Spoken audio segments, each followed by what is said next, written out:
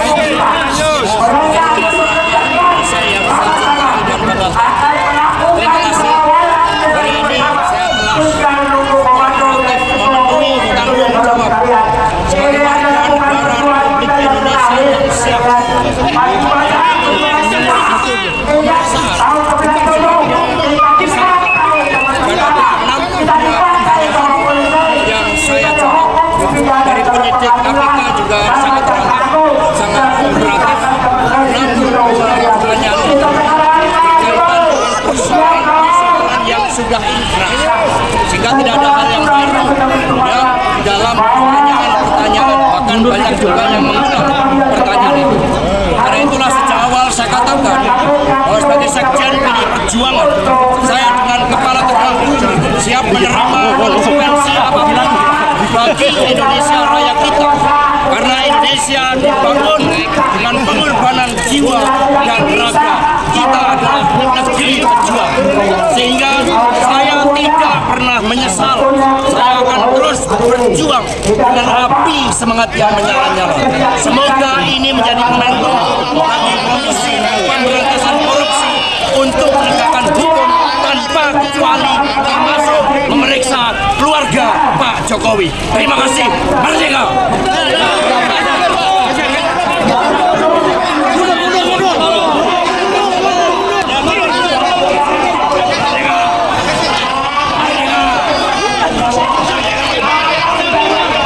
Ketua KPK Komisaris Jenderal Polisi Setio Budianto menyatakan KPK melakukan penahanan terhadap tersangka Hasto Kristianto untuk 20 hari pertama terhitung 20 Februari hingga 11 Maret 2025 di rutan KPK. Setio menegaskan penahanan terhadap Hasto baru dilakukan Kamis 20 Februari sepenuhnya merupakan kewenangan penyidik karena penyidik meyakini per Kamis 20 Februari kecukupan alat bukti untuk penahanan Hasto sudah terpenuhi. Baik, bismillahirrahmanirrahim. Assalamualaikum warahmatullahi wabarakatuh. Waalaikumsalam warahmatullahi wabarakatuh. Yang saya hormati Bapak Ketua KPK Bapak Setio Budianto, Bapak Direktur Penyidikan Bapak Asep Guntur Rahayu, rekan-rekan jurnalis yang pada sore hari ini telah hadir di ruang konferensi pers Gedung Merah Putih KPK. Pada hari ini Komisi Pemberantasan Korupsi akan menyampaikan rilis penahanan tersangka Saudara HK yang lengkapnya akan disampaikan oleh Bapak Ketua. Untuk itu waktu dan tempat kami persilakan.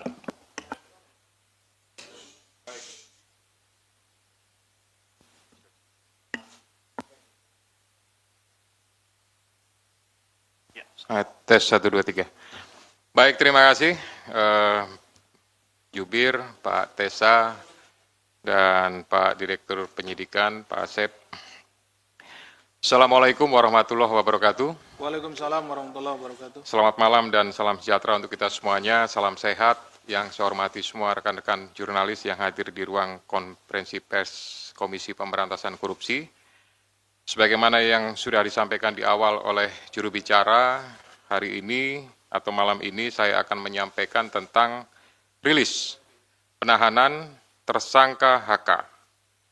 Jadi disampaikan sebelumnya bahwa pada tanggal 23 Desember 2024, KPK telah menetapkan Saudara HK sebagai tersangka berdasarkan surat perintah penyidikan nomor sprindik 152 dik.01/12/2024 tanggal 23 Desember 2024, yaitu dengan persangkaan dengan sengaja mencegah, merintangi, atau menggagalkan secara langsung atau tidak langsung penyidikan perkara dugaan tindak pidana korupsi terkait penetapan anggota DPR RI terpilih 2019-2024 yang dilakukan oleh tersangka Harun Masiku bersama-sama dengan Saiful Bahri berupa pemberian sesuatu hadiah atau janji kepada pegawai negeri atau penyelenggara negara, yaitu Wahyu Setiawan selaku anggota Komisi Pemilihan Umum Republik Indonesia periode tahun 2017 sampai dengan 2022 bersama dengan Agustiani Tio F sebagaimana dimaksud dalam pasal 21 Undang-Undang Nomor 31 Tahun 1999 tentang pemberantasan tindak pidana korupsi sebagaimana telah diubah dengan Undang-Undang Nomor 20 Tahun 2001 tentang perubahan atas Undang-Undang Nomor 31 Tahun 1999 tentang pemberantasan tindak pidana korupsi junto pasal 55 ayat ke-1 UKUHP. Dengan uraian perbuatan melawan hukum sebagai berikut. 1. Bahwa pada tanggal 8 Januari 2020 pada saat proses tangkap tangan KPK kepada para pihak, Saudara HK memerintahkan Nur Hasan, yaitu penjaga rumah aspirasi di Jalan Sultan Syahrir nomor 12A, yang biasa digunakan sebagai kantor oleh Saudara HK, untuk menelpon Harun Masiku supaya merendam HP dalam air dan segera melarikan diri. Atas perbuatan tersebut menyebabkan Harun Masiku tidak dapat ditangkap dan melarikan diri sampai dengan saat ini. Yang kedua, bahwa pada tanggal 6 Juni 2024, sebelum Saudara HK diperiksa sebagai saksi oleh KPK, Saudara HK memerintahkan Kusnadi untuk menenggelamkan HP yang dalam penguasaan Saudara Kusnadi agar tidak ditemukan oleh KPK, di mana terdapat substansi yang berkaitan dengan pelarian tersangka Harun Masiku yang perkaranya saat ini sedang ditangani KPK. Yang ketiga, selain itu Saudara HK mengumpulkan beberapa orang terkait dengan perkara Harun Masiku dan mengarahkan agar orang-orang tersebut pada saat nanti dipanggil oleh KPK tidak memberikan keterangan yang sebenarnya, di mana diduga tindakan tersebut bertujuan untuk merintangi serta mempersulit proses penyidikan perkara suap yang sedang berjalan. Bahwa sampai dengan saat ini penyidik telah melakukan permintaan keterangan sebanyak 53 orang saksi, 6 orang ahli, dan juga telah dilakukan kegiatan upaya paksa berupa penggeledahan di beberapa lokasi dan penyitaan dokumen, barang bukti elektronik, dan barang-barang lainnya. Guna kepentingan penyidikan terhadap tersangka HK dilakukan penahanan selama 20 hari terhitung mulai tanggal 20 Februari 2025 sampai dengan tanggal 11 Maret 2025. Dan penahanan dilakukan di cabang rumah tahanan negara dari Rumah Tahanan Negara kelas 1 Jakarta Timur. Terhadap perkara suap, yaitu bersama-sama dengan Harun Masiku dan kawan-kawan memberi sesuatu hadiah atau janji kepada Wahyu Setiawan selaku anggota Komisi Pemilihan Umum tahun 2017-2022 bersama-sama dengan Agustiani Tio F terkait penetapan anggota DPR RI terpilih 2019-2024 tetap dilakukan penyidik KPK pemberkasannya secara simultan. Pemeriksaan terhadap salah satu petinggi di lingkungan partai terhadap kepentingannya. Nah, ini tentu berkaitan dengan yang pertama adalah terhadap surat yang sudah dikirimkan saat itu. Ya, tentu penyidik memiliki kebutuhan untuk bisa memperjelas ya surat tersebut ditujukan untuk apa, maksudnya untuk apa, sehingga dari situ bisa menjadi sebuah rangkaian dan untuk memperjelas tentang kasus posisi yang ditangani. Kemudian yang kedua juga bahwa ini untuk memastikan ya terkait saat itu Harun Masiku pada saat masuk ke Indonesia di Bandara Soekarno-Hatta dipastikan apakah perbuatan yang diduga suap itu pada saat itu bahwa yang bersangkutan memang posisinya sudah ada di Indonesia, lebih tepatnya sudah di Jakarta atau memang belum masuk. Sehingga bukan hanya terhadap yang bersangkutan saja, termasuk juga kepada Dirjen Imigrasi mantan yang sudah pernah dipanggil dan diperiksa oleh penyidik. Kemudian nanti Pak Asep lengkapi ya. Kemudian masalah caleg, ya ini pastinya apakah ada keterlibatan. Kalau tidak ada keterlibatan, ya pasti tidak akan ditetapkan sebagai tersangka. Kemudian terhadap pencarian Harun Masiku sampai saat ini, ya penyidik masih berusaha secara maksimal untuk memastikan keberadaannya dan tetap berusaha untuk bisa melakukan penangkapan. Kami semuanya tentu dari KPK memohon restu, memohon dukungan dari seluruh masyarakat untuk bisa memberikan informasi manakala masyarakat mengetahui keberadaan yang bersangkutan. Kemudian terhadap beberapa nama ya untuk pengusutannya pasti ini juga kembali kepada kebutuhan penyidik. Manakala memang itu sesuai dengan apa yang dipersangkakan pasti akan dilakukan pemanggilan. Ya bahkan tidak menutup kemungkinan akan adanya proses lebih lanjut ya. Kemudian berhubungan dengan masalah praper ya.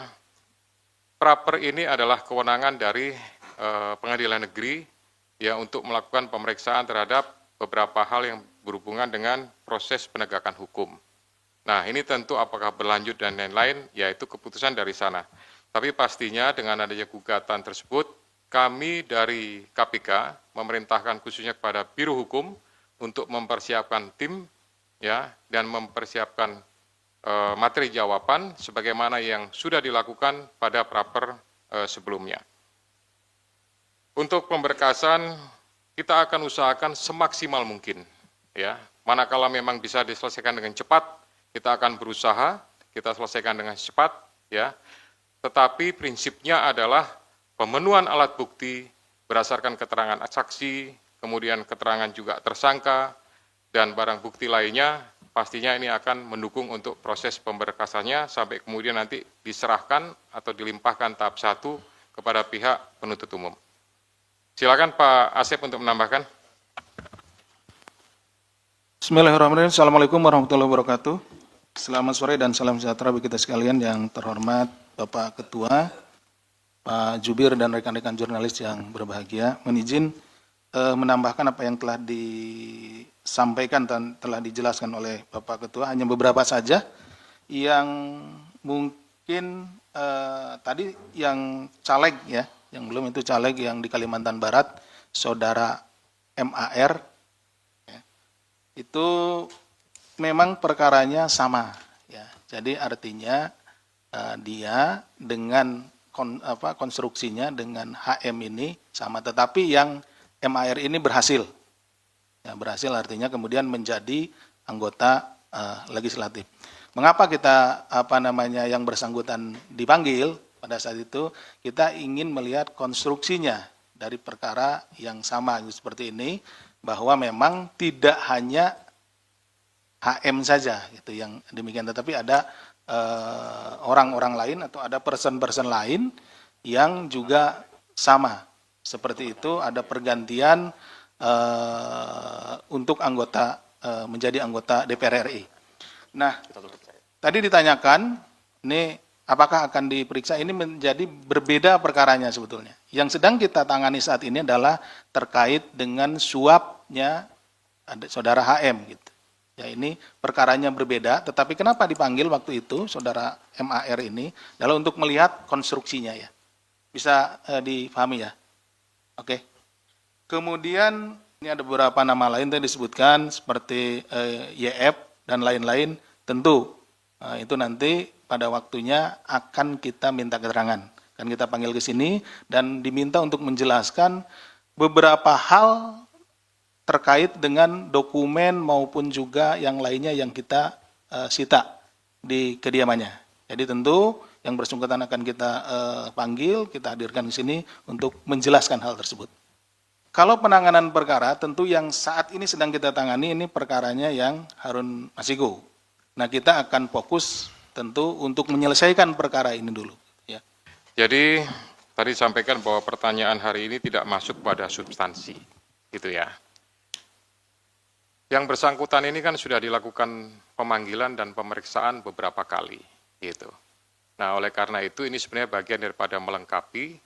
Kemudian nanti masih ada kesempatan yang bisa dilakukan oleh penyidik untuk melakukan pendalaman lagi, untuk melakukan pemeriksaan lagi pada saat yang bersangkutan statusnya sudah dalam tahanan. Gitu.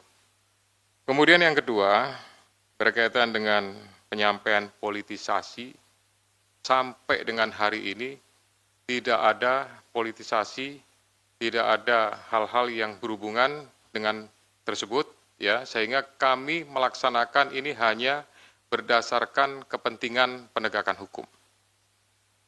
Kemudian jejak, ya, ini juga kami sampaikan bahwa jejaknya memang sampai dengan hari ini belum diketahui, namun tidak mengendurkan upaya dari seluruh penyidik dan pastinya dari seluruh pegawai KPK untuk berusaha mengetahui dan mendapatkan. Ini merupakan sebuah target bagi kami untuk bisa mengetahui, mendapatkan, dan upaya terakhir pastinya nanti akan dilakukan proses penangkapan. Gitu. Kemudian yang berkaitan dengan masalah proses pra-peradilan, apakah jadi pertimbangan dan lain-lain, tidak. Gitu. Kami semuanya, khususnya pimpinan, menyerahkan untuk waktu pemeriksaan, penahanan sepenuhnya kepada penyidik, ya, sehingga penyidik betul-betul memiliki kecukupan terhadap alat bukti atau barang buktinya, maka di saat waktu yang tepat, hari inilah maka dilakukan proses penahanan. Kemudian alasan penahanan itu merupakan alasan subjektif yang dimiliki oleh penyidik, dipertimbangkan pastinya kekhawatiran untuk melarikan diri, menghilangkan barang bukti, ya, dan pastinya kami untuk mempermudah proses penyidikan lebih lanjut, pemeriksaan-pemeriksaan, ya, juga termasuk juga nanti akan mendetailkan terhadap alat bukti, dokumen, dan lain-lain yang segera dilakukan oleh penyidik. Kemudian halangan terhadap proses penyidikan ini, ya, untuk sampai dengan saat ini penyidik